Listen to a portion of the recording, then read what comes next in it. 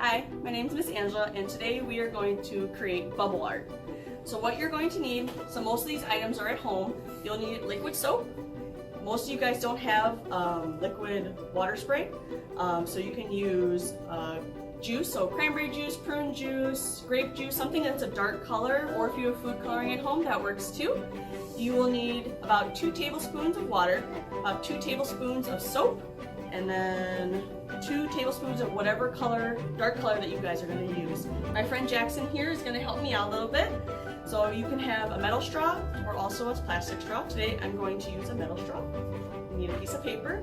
So this is our mixture that I already mixed up for you guys. So you're going to put the straw in and you're going to blow some bubbles.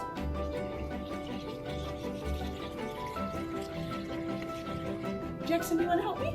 Come over here. Come help me.